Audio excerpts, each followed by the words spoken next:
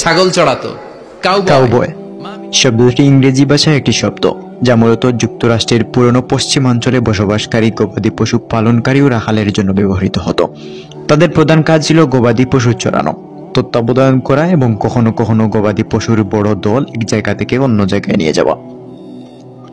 প্রিয় নবী হযরত মুহাম্মদ সাল্লাল্লাহু আলাইহি ওয়াসাল্লাম মেষ চড়ানোর কাজ করেছেন। এটি ইসলামের ইতিহাসে সুপরিচিত একটি বিষয়। এটি তার জীবনের সাধারণ ও মানবিক দিককেই তুলে ধরে, যা আমাদের জন্য প্রচুর শিক্ষণীয়।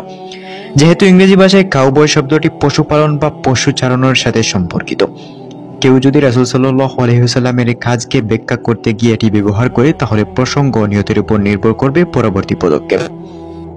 তবে ইসলামের সম্মানিত ব্যক্তিদের সম্পর্কে কথা বলার সময় সর্বদা ভদ্রতা ও শ্রদ্ধার সীমা রক্ষা করা জরুরি। যদি কেউ এই শব্দটি ব্যবহার করে ইচ্ছাকৃতভাবে অবজ্ঞ বা উপহাসের উদ্দেশ্য, তাহলে সেটা অবশ্যই অশোভনীয় এবং বেয়াদবি। আল্লাহ তাআলা বলেন, তারা কি জানে না কেউ আল্লাহ ও তার রাসূলের বিরোধিতা করলে তার জন্য রয়েছে জাহান্নামের আগুন, যাতে সে সর্বদাই থাকবে। এটা চরম লাঞ্ছনা। অন্যদিকে যদি কেউ এটিকে প্রাসঙ্গিক ব্যাখ্যার জন্য ব্যবহার করেন বা এর পিছনে কোনো অবমাননাকর উদ্দেশ্য না থাকে, তবে সেটিকে সরাসরি বেয়াদবি বলা ঠিক নয়। সম্প্রতি বাংলাদেশের প্রখ্যাত ইসলামী বক্তা ডক্টর মিজানুর রহমান আজহারী এক মাহফিলে রাসূল সাল্লাল্লাহু আলাইহি ওয়াসাল্লামের জীবনের নম্রতা ও ভদ্রতার উদাহরণ তুলে ধরে একটি বক্তব্য দেন। তিনি বলেন, প্রিয় নবী হযরত মুহাম্মদ সাল্লাল্লাহু আলাইহি ওয়াসাল্লাম ধন সম্পদের দিক দিয়ে খুব ধনী ছিলেন না।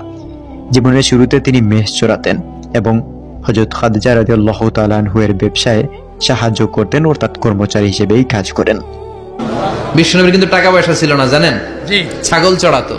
কাউবয়, মা মিন নাবিয়্যিন ইল্লা রাআল গানাম, ছাগল চড়াতেন। এরপরে খাদিজাতুল কুবরার স্টাফ হিসেবে, কর্মচারী হিসেবে ক্যারিয়ার শুরু করলেন।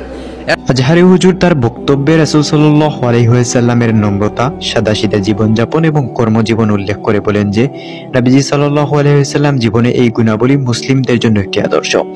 তিনি মূলত রাসূল সাল্লাল্লাহু আলাইহি ওয়াসাল্লামের জীবন থেকে শিক্ষা গ্রহণ এবং মানুষের প্রতি নম্র সহানুভূতিশীল হওয়ার আহ্বান জানাতে চেয়েছিলেন। এই বক্তব্য নিয়ে সমাজের একাংশে ব্যাপক প্রতিক্রিয়া দেখা দেয়। কেউ কেউ মনে করেন আজহারী হুজুরের এই বক্তব্য রাসূল সাল্লাল্লাহু আলাইহি ওয়াসাল্লামের মর্যাদা হ্রাস করার উদ্দেশ্যে ব্যবহার করা হয়েছে। সামাজিক যোগাযোগ মাধ্যমে অনেকেই তার বক্তব্যের সমালোচনা করেছেন এবং বিরুদ্ধে অবস্থানও নিয়েছেন। তবে অনেকেই মনে করেন তিনি কোনোভাবেই রাসূল সাল্লাল্লাহু আলাইহি ওয়াসাল্লামের মর্যাদা হ্রাস করতে চাননি, বরং নবীজির সাদাসিধা জীবন এবং পরিশ্রমের মাধ্যমে জীবন যাপনের গুরুত্ব বুঝাতে চেয়েছিলেন। এ বিষয়ে কুরআন ও হাদিসে উল্লেখ রয়েছে যে নবীজি সাল্লাল্লাহু আলাইহি ওয়াসাল্লাম জীবনের বিভিন্ন পর্যায়ে পরিশ্রম করে জীবিকা নির্বাহ করেছেন। যদি উপরোক্ত বিষয়টি ইসলামী দৃষ্টিকোণ থেকে আমরা দেখি, রাসূল সাল্লাল্লাহু আলাইহি ওয়াসাল্লামের জীবন ছিল সাদাসিধা এবং পরিশ্রমময়।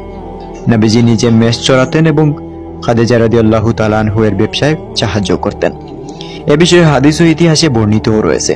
তবে ইসলামী শিক্ষায় নবীজির জীবনকে মানব জাতির জন্য একটি অনুকরণীয় আদর্শ হিসেবে উপস্থাপন করা হয়, যেখানে তার ধৈর্য, নম্রতা এবং পরিশ্রমের দৃষ্টান্ত অত্যন্ত গুরুত্বপূর্ণ।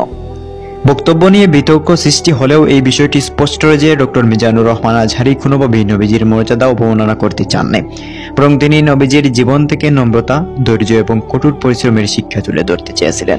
তবে এ বিষয়ে আবেগের চেয়ে যুক্তি ও প্রমাণের আলোকে বিচার করা উচিত। ইসলামের মৌলিক শিক্ষাই হলো সংবেদনশীল বিষয়গুলো নিয়ে গঠনমূলক আলোচনা ও বোঝাপড়া। যারা বিষয়টিকে উস্কানিমূলকভাবে উপস্থাপন করছেন, তারা যদি এর মাধ্যমে অশান্তি ও বিরোধ সৃষ্টি করার চেষ্টা করেন, তাহলে সেটা কখনো পারবেন না